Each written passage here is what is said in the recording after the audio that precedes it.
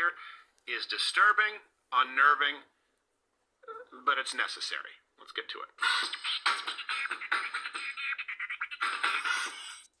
All right, really glad to have our next guest here with us. Boy, that started badly. It sounded like Al Sharpton. Our next guest, reading the prompter. He doesn't have anything to plug. He doesn't have anything to promote. This is just a story that has been making the rounds. It's been taking place behind the scenes with the medical community, specifically people who are working with the deceased with COVID. And we've made some calls from our end, and there are a lot of people who are afraid to even speak. So this man is the director of MK Family Funeral Services. He has a lot of experience with this directly.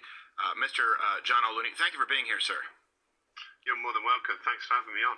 Oh, I really appreciate it. And, it was hard to find somebody who was willing to speak on this. And, of course, that ultimately means they'll label anyone who discusses this a quack, and they'll try and attack the messenger. But we made calls to many people who are heads of funeral homes or who work there, and they just flat out said, we can't discuss this.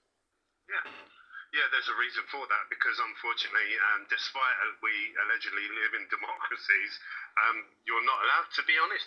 Right. And this would seem to be an issue where, again, when people say trust the science, right, there's science that is really sort of, when people say quackery, it's science that can't be verified. Well, right now we're going to discuss something today that can be verified. There have been stories, there have been reports of clots in many victims right now since this pandemic has gone on. And what struck me, because you read stories and it's hard to piece through what's necessarily true, especially not being a specialist in a given area, but knowing something about clots, having had issues with this in the family, reading up that these clots that were being found by morticians, by embalmers, that didn't have the same type of mineral content, namely what is usually present in a clot like potassium, levels of magnesium, which would implicate it's not made up of blood in the same way that clots are. And a lot of people working in funeral homes have spoken off the record on this, but can you kind of educate everyone on this since you are speaking on the record?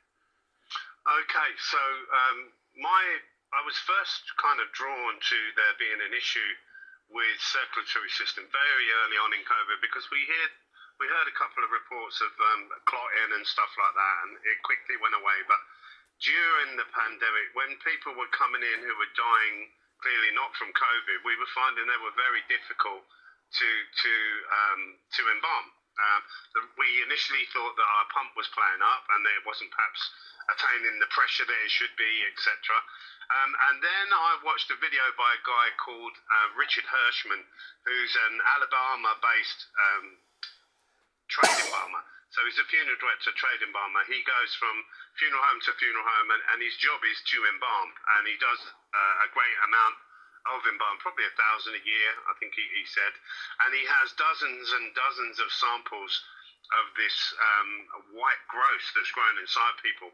Now, I watched that in disbelief, first of all, but I kind of knew something was wrong. So as a small funeral director then, I had to wait for the planets to align, if you like. Now, my job is not to do post-mortems on people. That's the job of the coroner here in the UK.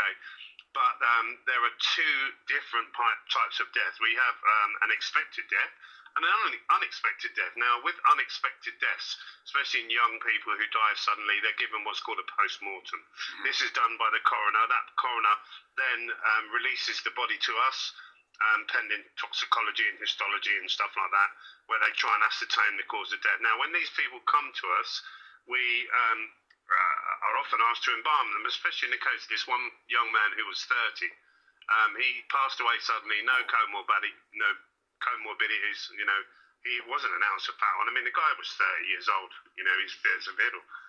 And he died suddenly. He'd had a post-mortem, and the family had asked us to embalm him. Now, the post-mortem process, you are cut from the navel to just under the neckline. Your organs are taken out, they're cut from your body. They take blocks and slides and they weigh the organs and examine the organs looking for a cause of death.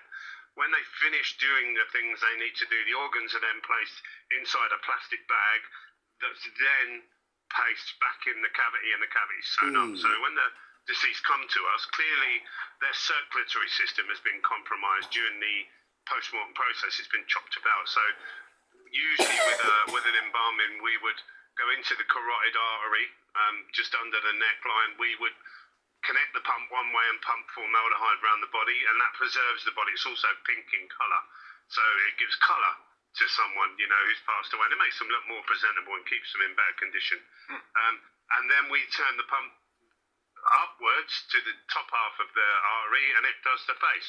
Now, clearly with the guy that's had a post-mortem and had all his organs taken out, you can't do that because he's all been cut inside, and it would just make a mess. So we undo the stitching, take the organs in the bag out, and then we manually target the severed arteries inside this particular body, with the pump. So anyway, when we've looked at these seven arteries in this pump, this guy is absolutely chock-a-block full of a white growth inside his arteries. Now, I spoke to his family. He was triple vaccinated.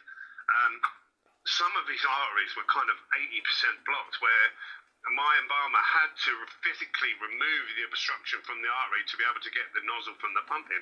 So he's done that with a pair of tweezers. Now, people are calling these things blood clots. They're not blood clots in the traditional sense. A blood clot in the traditional sense, and I can tell you there have been clot analysis done on these. So magnesium, for example, there are 35 parts per million in regular blood. In these clots, there's 1.7 parts per million of magnesium. Potassium, there's 1,893 parts per million of potassium in unvaccinated blood. These white clots we're pulling out have 12.5 parts per million. So, 1,000, less than 1,000. Right. Iron, there's 462 parts per million in regular blood. There's just 20 parts per million in these white clots. Whoa. Zinc, there's about a third of what there should be. There's a lot more sodium. There's a third extra sodium in these clots. They're not regular blood. It is something the body has constructed, but it's not clots. They behave like clots because they grow inside the arteries.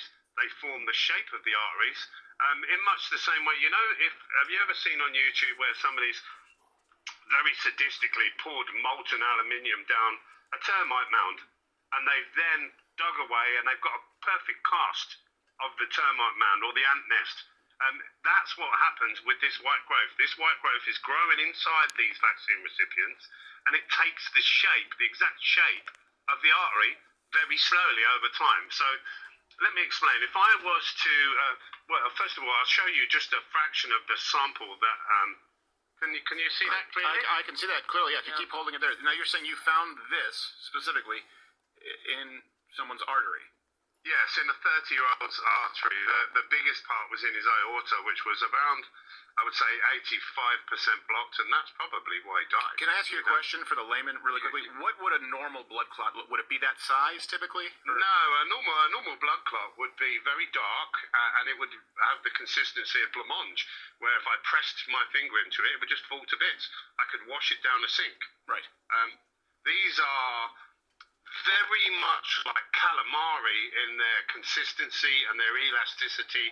They're very tough, and they're not going to be broken down by any anticoagulants, I can tell you.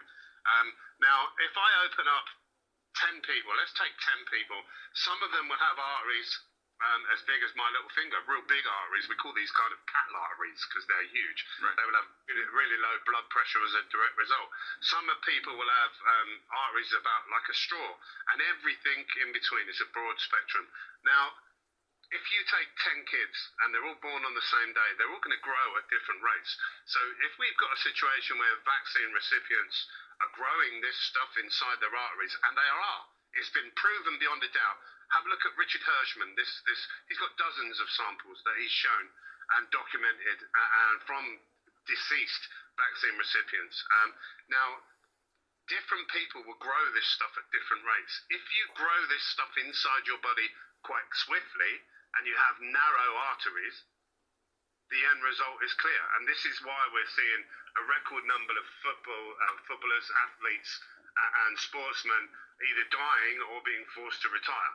Over the last 18 months that have been vaccinated.